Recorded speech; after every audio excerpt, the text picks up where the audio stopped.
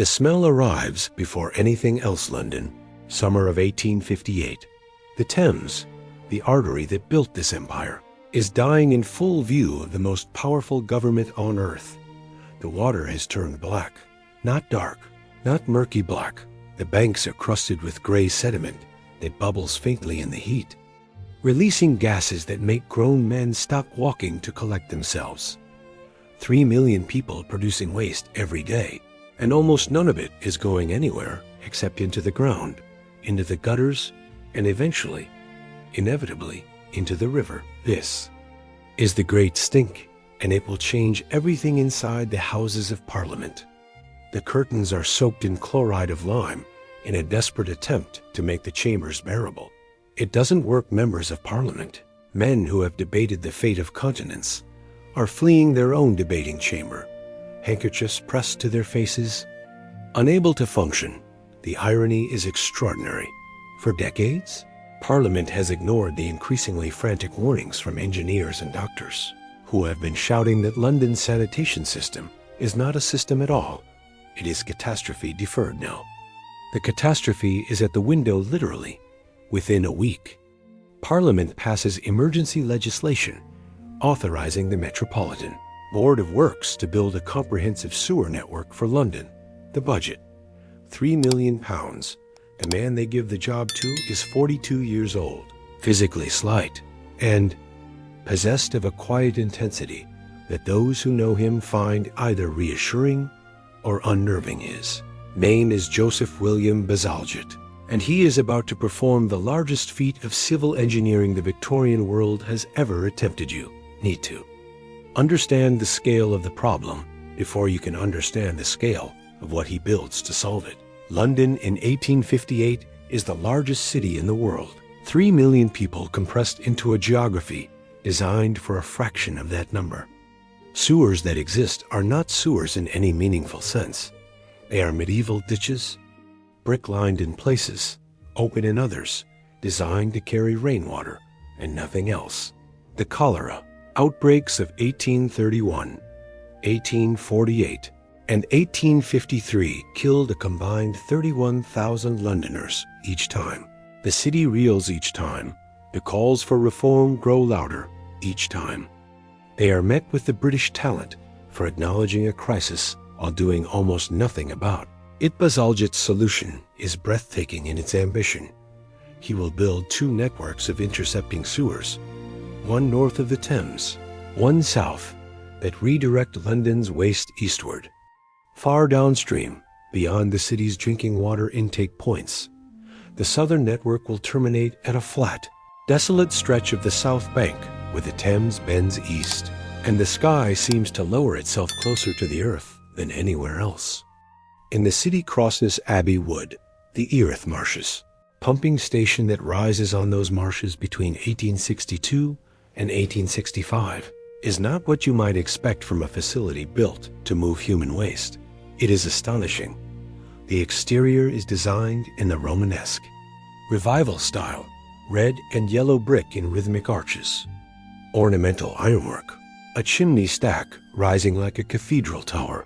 This is a Victorian institution that understands function and beauty are not enemies, that a building designed to pump sewage should look more impressive than the problem it was. Built to solve inside is where the real theater begins. The octagon, the central hall at the heart of Crossness, is one of the most extraordinary industrial interiors ever created on British soil. Cast iron columns rising 2 full stories, decorated with scrollwork and foliage of extraordinary intricacy. The ceiling vaults above with ornamental detail that would not embarrass a Victorian gentleman's club. Bright paint, crimson and gold, rich greens, the deep blues of a jeweler's. Window covers every surface that could possibly bear it, and at the center of it all, 4 of the largest beam engines ever built. They are named with the reverence Victorians reserved for royalty. Prince Consort, Victoria, Albert Edward, Alexandra. Each stands over 20 meters tall. The beams, great iron levers rocking on there. Central pivots are long enough that a person at one end can barely see another at the far end. The cylinders that drive them have a bore of 90 inches, nearly 8 feet across. The connecting rods and cranks are pieces of engineering so refined they seem almost delicate against the mass of iron surrounding them. And then there are the flywheels. Each engine has one. Each flywheel weighs 52 tons. 52 tons of cast iron, spinning at a speed that turns the massive disc into a blur at its outer edge.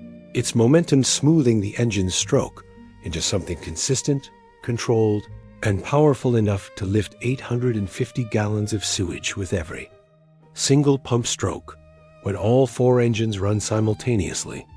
The noise is something you don't so much hear as absorbed, deep and regular. The heartbeat of a building, the pulse of a city becoming, for the first time, capable of keeping its population alive. The Prince of Wales arrives on the 17th of April, 1865 to inaugurate the station.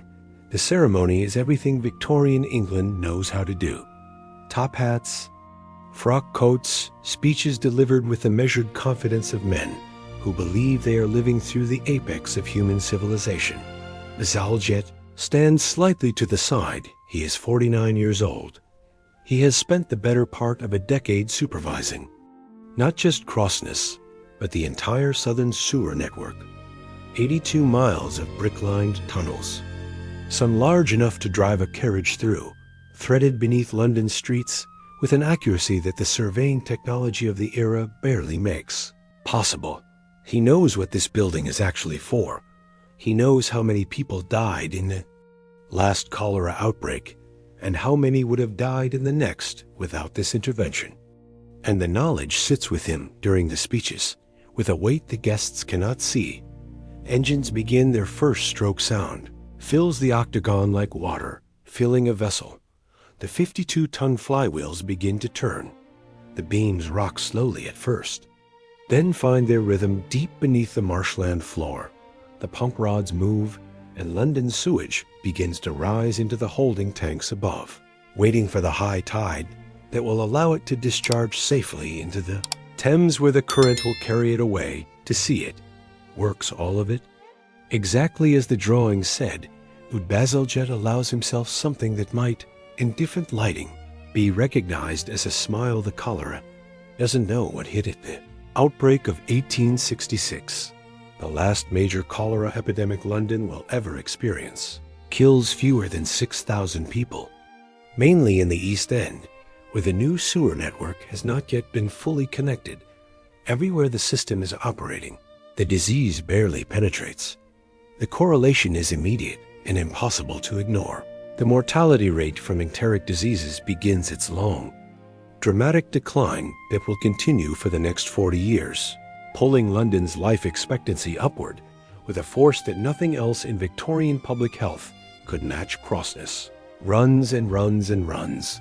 The engineers who monitor the beam engines develop the particular intimacy with their machines that comes from years of proximity, learning to read the quality of their sound the way a physician reads a pulse.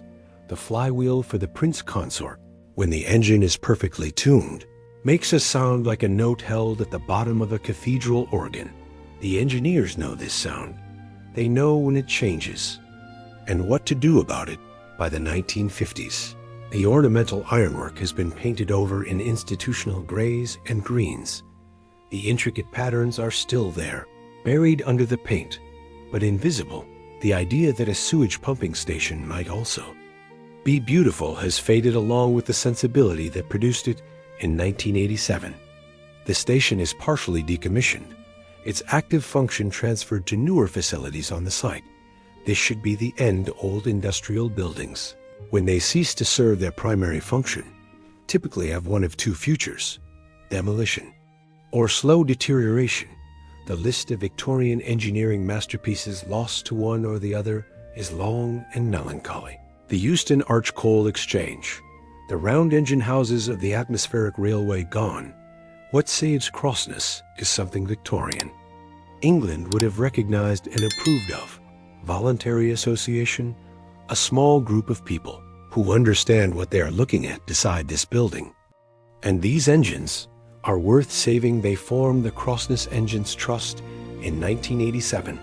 They begin the long, Patient, enormously difficult work of restoration. The Prince Consort engine has been sitting idle for decades. Its ironwork is corroded, it's moving.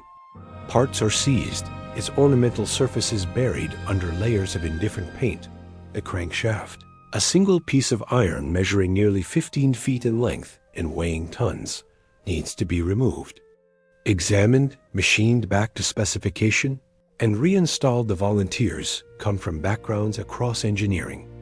Retired mechanical engineers, machinists, metal workers, people who recognize the quality of the original work and feel something personal about its survival.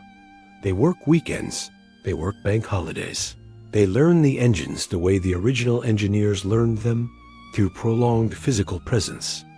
Through the kind of error that teaches better than any manual. In 2003, the Prince Consort engine turns under steam for the first time in more than 50 years. There is no ceremony planned, no dignitaries, no speeches, no invited guests, just the volunteers, the engineers, and the building that has been waiting. The boiler pressure builds steam, enters the cylinder. The piston moves. The beam, 40 feet of Victorian cast iron, begins to rise at one end and fall at the other, finding the rhythm built into its proportions 140 years before. The connecting rod transmits its motion to the crank. The crank rotates, the flywheel, 52 tons of it, starts to turn slowly at first, then faster, then steady. The sound fills the octagon, that deep, regular pulse, that note held at the bottom of an organ, fills the space where the ornamental ironwork, now stripped of its paint and restored to crimson and gold and deep blue, glows in light coming through the Romanesque windows. The people in the room are very quietsome, have been working toward this moment for 16 years. They stand and watch the flywheel turn and feel, in a way almost impossible to articulate to anyone who wasn't there, the particular satisfaction of having given something irreplaceable back to the world. Bazalgette has been dead since 1891, but the engine he built runs walk into Crossness today, and the first thing you feel is the space. The octagon is vast in a way photographs cannot capture, the kind of experience that requires physical presence, requires the actual distance between yourself and the ceiling to be real, the ornamental ironwork. Being restored in sections with more work ongoing, has the quality of something dreamed.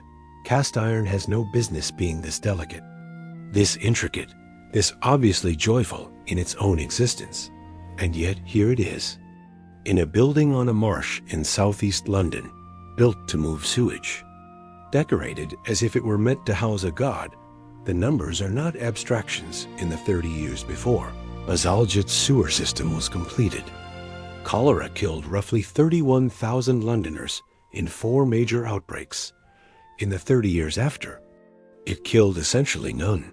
The reduction in mortality from all enteric diseases attributable to clean water and effective sewage management has been estimated in the hundreds of thousands of lives over the following century.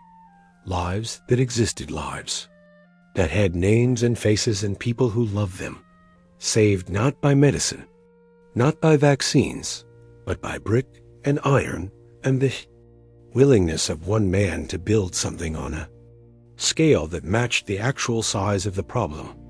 Beam engine doesn't know any of. This, it simply runs. Joseph Bazalgette was knighted in 1874. He served until 1889, supervising not just the sewer network, but the construction of the Victoria, Albert, and Chelsea embankments, essentially inventing the riverbank London stands on today. He died on the 15th of March, 1891. His statue stands on the Victoria embankment, looking out over the river he cleaned. The inscription reads, Flumini vincula posuit. He put chains on the river. The embankment he built to carry those sewers is still there. The sewers are still there. And Crossness, improbable, extraordinary, sitting on its marshland with its ornamental ironwork and its 4 royal beam engines and its 52-ton flywheels, is still there, still running there, is something the Victorians understood about public works that we have partially lost and struggled to fully articulate. They built things as if the people who would use them mattered, as if the function of infrastructure was not merely technical but civic, as if a building designed to pump sewage could be, and should be, as beautiful as a cathedral, because it was, in the truest sense, doing exactly that kind of work. Crossness opened on the 17th of April 1865. As of today, 160 years later, it is the oldest surviving beam engine pumping station in the world, still capable of operating under steam. You can visit on its open steaming weekends. You can stand in the octagon and watch the Prince Consort engine come to life. You can feel the pulse of 52 tons of flywheel finding its speed in your chest, in the floor beneath your feet, in the air around you, if you know what the Thames looked like in August 1858. If you know what London's mortality statistics looked like before and after the sewers, then standing in the octagon, when the Prince Consort is running, becomes something that doesn't have an entirely adequate word. Call it gratitude. Call it all. Call it the vertigo of standing inside a decision made 160 years ago by people who understood that engineering, done right, is not just about moving things from one place to another. It is about keeping people alive. The flywheel turns, the city breathes.